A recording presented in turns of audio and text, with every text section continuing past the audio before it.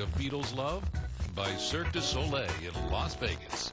They had to cross the T's and dot the I's to pull this show off. That's because there had to be complete, unanimous agreement between all four Beatles or their representatives. So in John Lennon's case, that meant Yoko Ono. John would have loved the fact that this was a very successful show, even now, after 5 years. Yeah. He would have been pleased, and then also, I think that the partnership of the Beatles and Cirque du Soleil really create a brilliant, unique kind of experience, you know. Yeah. Beautiful and creative and successful. But doesn't it bring back, Yoko, memories that only you would have? Doesn't it bring back very particular memories for you when you sit and watch it? Well, I try not to. You do? Because I just try to be very objective, because we have the responsibility to make it well for the audience. But I'm thinking about your relationship with John Lennon. Your love for him is legendary.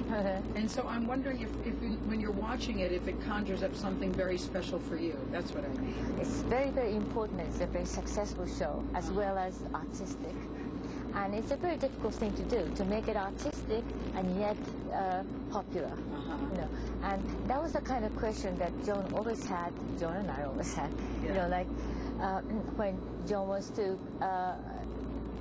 deliver a message with a song, for instance, Imagine, you know. Well, it's a very simply done song in a way, you know, and the chords are simple and everything, because that's the way that you can communicate to the whole wide world. And that's the kind of concern he always had.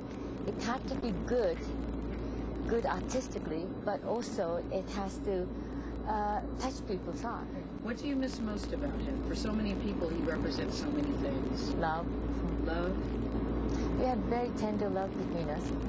And that has nothing to do with the world, you know. It's just, it's but between of course you and him. Yeah, but of course, you know, we always say that has nothing to do with the world. But every vibration that we exert, and yours too, you know, affect the world.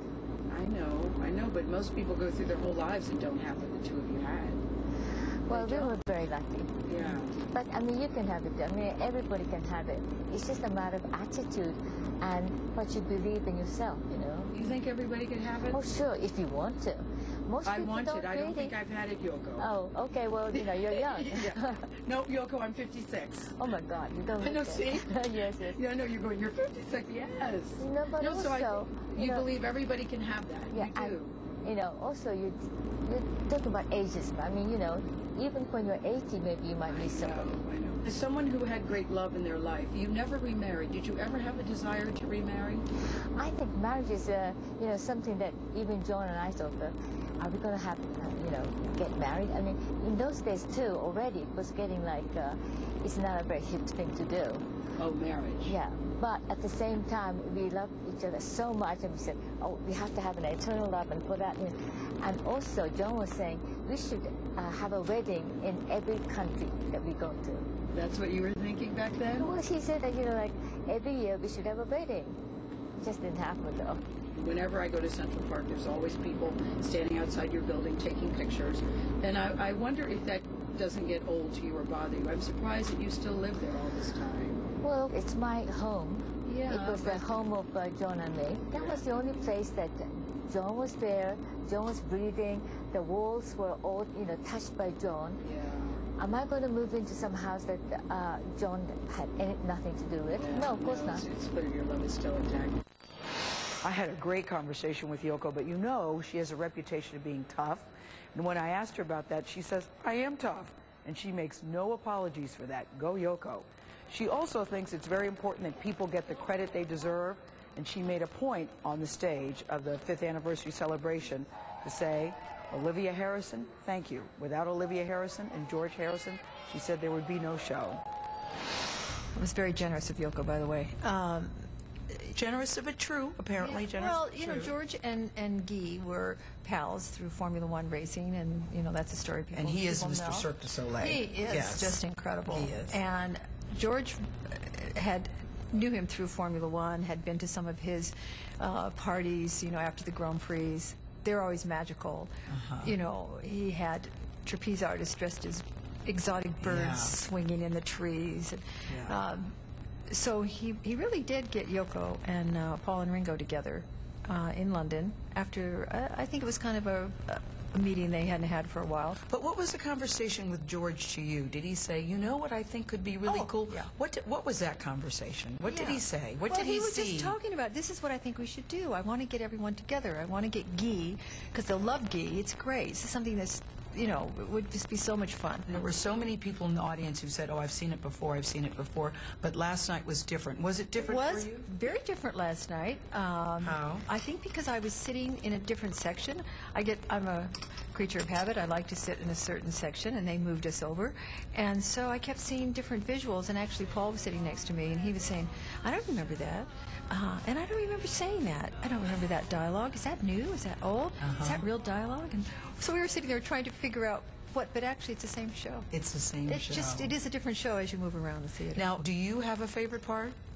Where the tarp goes over. Yes. Within You, Without You, George's song that then goes into Lucy in the Sky, that goes into Octopus's Garden. By then, you're really swept away. Yeah, you were in it. You're disarmed and you're gone. Yeah, and I was on the underneath. Yeah. And someone who was outside of the tarp said, boy, but you should have seen what was going on the stage. Top. Oh, I go, great. oh, is there something going on while we're underneath the tarp? They go, yes, you should see what's happening. See? So I want to see it again, just so I can sit in another seat to see the things because I know that I miss many, many things. I know that. And I asked Yoko this too, because I wonder, in some respects, is it painful to watch? Does it bring back memories for you that make it painful to see?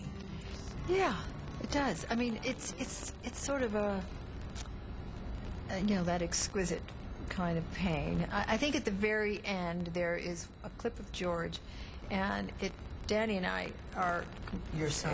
Yeah, my who, son, by the Danny. way, looks just like him to me. Does he look like him to you? Yeah. Oh my gosh! Yeah, when he I does. saw him, I went, whoa. I know, especially at that age when you're looking at the screen. Yes, and yes. the show, and It's then really looking at him. uncanny. Yeah, so there's a clip of George, and I'd never seen before, and he just turns and he looks right at you and grins, and it really took us by surprise. And every show, I sort of wait for that last moment. And you know, there's speakers in the seats, and so sometimes you may not have noticed. You may hear something flying by Yes. this way. Yes. But sometimes you'll hear like a whisper or a voice in your ear, and that's also And you go, just, oh my gosh, that's I know, it's so him. close. It's like Yes. just whispering in your ear. What are your favorite memories of George? What do you miss most as you sit here today? His wisdom, His wisdom. and his love.